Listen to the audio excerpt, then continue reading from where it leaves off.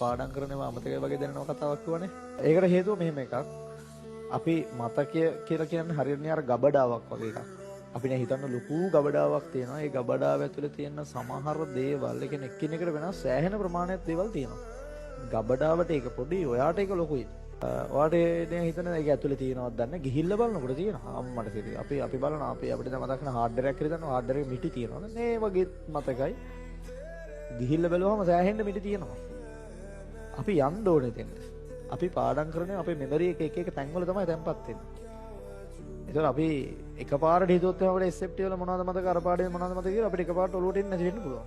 හැබැයි අපි අදාළ දැනට ගිහිල්ලා අපි ඒක හිතුවොත් ඒ කියන්නේ හිතන්නකෝ පාඩමේ මොකක් හරි සෛලවල සුද්ධ ජීවීන්ගේ ශ්වසන විවිධත්වය කියලා තමයි. එතෙන්ද ගිහිල්ලා සුද්ධ ජීවීන් ශ්වසන විවිධත්වය ඉගෙන ගත්තේ මෙතන. මේ කැලේ. ඒකට දාලා අපි ඇස්කල් කියලා උදාහරණයක් කතා කරා. ඒතකොට මම දැන් අද කරපු පාඩම මතකයිද වලට මතක නෑ වගේ. හැබැයි මම වාර කියනවා අධිතීක පරිවිච්ඡේද ආකාර තුනක් තිබ්බ ටර්ෆිනොයිඩ් හා සගන්ධ තෙල්, ෆීනෝල් සහ පොලිෆීනෝල්, ඇල්කලොයිඩ්.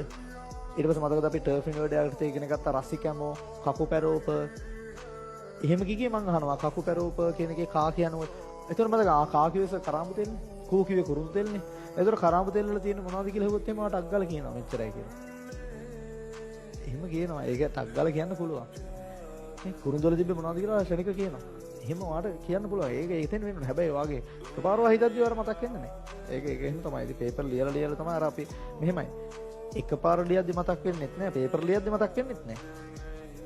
එකපාර ලියද්දි මතක් වෙන්නේ නැහැ කියන එක එකපාර හිතද්දි මතක් වෙන්නේ නැහැ කියන එක හදන්න බෑ. අපිට දැන් පොඩි විශ්වාසයක් හදා ගන්න පුළුවන්. අපේ ටූ ෂෝට් නෝට් එක ගාව නෑ අපිට ඔක්කොම මතක විශ්සුද ඕන එකක් කියන්න.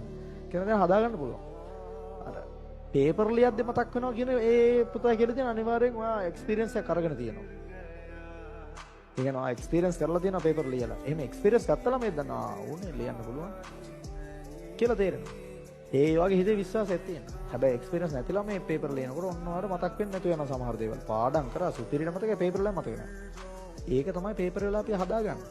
මුල් කාලවල පේපර් වලට වෙලාව හැම මදින්නේ නැයි අපි මතක් කරන්න සෑහෙන වෙලාවක් ගන්නවා. අපි පාඩම කොහෙද හිටියේ මෙතන තිබ්බේ මේ කතාවක තියෙන මතක පස්සේ ලියන මේ හිත අපි පස්සේ ආ පුරුදු වෙනවා මෙමරි එක තැන් වලට වේගෙන් යනවා ෂෝට්කට් හදනවා ඒක ඇතුලේ. එහෙම තමයි පුරුදු කරන්නේ. ඉතින් පුරුද්ද හදා ගන්න ඕනේ.